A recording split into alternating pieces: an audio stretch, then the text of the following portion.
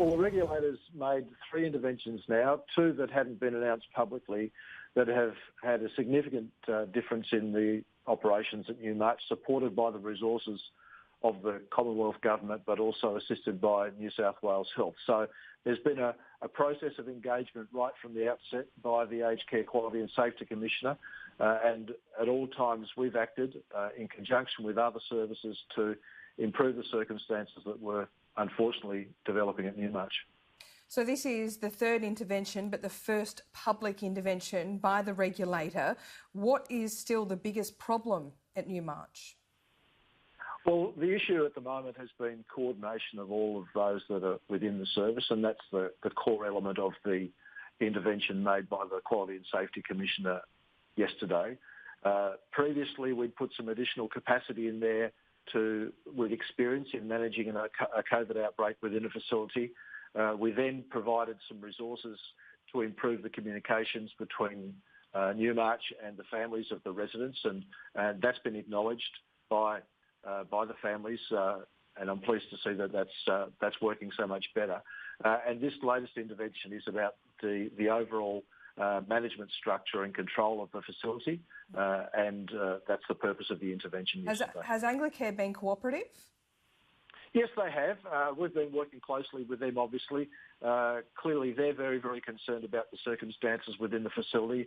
Unfortunately, what we're seeing is the dramatic and tragic circumstances of a significant outbreak within an aged care facility. That's the cause of the fatalities that we've seen, unfortunately. But the whole purpose of what we've been doing is to maintain control of the outbreak in the interests of the residents and, of course, their families. Tragic circumstances indeed, Minister, but some serious mistakes, and many of them made along the way. Well, some of the earlier circumstances where Anglicare thought they had enough staff to manage the facility, but the outbreak has caused so many of their staff to be taken out that they didn't. We've supported the surge of staff into the site with a number of contractors to support the facility, and now my understanding is that there is a high quality of care being provided both in the context of the management of the outbreak, but also care of the residents within the facility. Clearly some issues around communications, and we've taken action that has resolved that largely, and the whole process needed to be tied together, and that's the purpose of the intervention by the Quality and Safety Commissioner yesterday. Minister, those early assumptions by Anglicare we now know to be wrong, because 16 people have lost their lives. What repercussions are there? Well, the death toll is not necessarily as a result of, for example, the number of staff that were there. The death toll is as a result of the virus getting into the facility in the first place at the scale that it is. It was predicted to be very, very dramatic and tragic very early in the piece by some of the infectious diseases specialists. Unfortunately, we're seeing the result of this. And so it's not necessarily a matter of blame of any individual or party with respect to the deaths. It's the management of the facility, the communication from the facility, and of course making sure that there's appropriate resources for the care of the residents that's been the important role. But this is why we've been so concerned about preventing COVID-19 getting into aged care facilities all along. That's why the NHPPC has made recommendations about limiting visitation. That's why the aged care sector themselves have taken the action around limiting visitation. We don't want COVID-19 into aged care facilities if we can avoid it. We've seen only too tragically the impact of what happens when it does. And so we need to continue to be vigilant.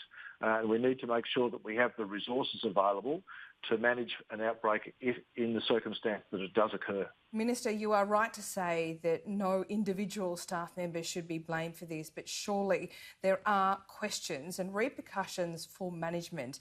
Just yesterday we heard evidence from families that there wasn't proper separation of patients within the centre, and they were still freely able to move between common areas. There are other examples of protocols being breached and really inefficient virus protection protocols.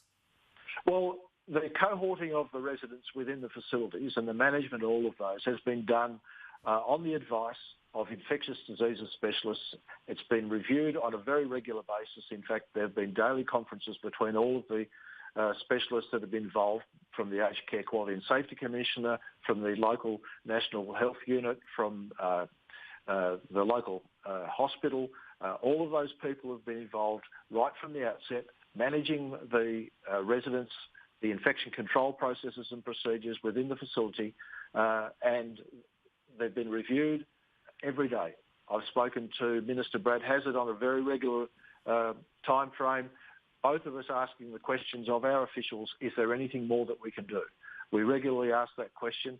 That's seen some of the changes in the interventions that have been made, but at all times we have all been concerned to ensure the well-being of the residents, and unfortunately we have, by the time we discovered it, a very significant outbreak within this facility, and we're seeing the very, very tragic results of that. Well, this is now so bad that the Royal Commission is looking into Newmarch House. It has expanded what it is going to investigate and inquire into. Is that appropriate? Well, it's clearly appropriate. I'd be very surprised if they didn't. In fact, I know that a week or so ago they said they would be looking at the aged care sector and its management of COVID-19. I have to say I'd be very disappointed if they didn't look at the circumstances in all of the facilities where we've had COVID outbreaks. We've had outbreaks in 25 facilities now, and largely they've been managed exceptionally well. The systems have kicked into place. Fortunately, most of them have been at a very small scale, which has made it much easier to manage in those circumstances. But we've had a couple where there have been large outbreaks here at Newmarch and at Dorothy Henderson Lodge. And Dorothy Henderson Lodge is now COVID-19 free. They did a very good job. So I think the Royal Commission should be looking into the circumstances of COVID-19 within the aged care sector. But if they only look at Newmarch, they're not doing a service to the aged care sector, because I think across the board they've done quite well.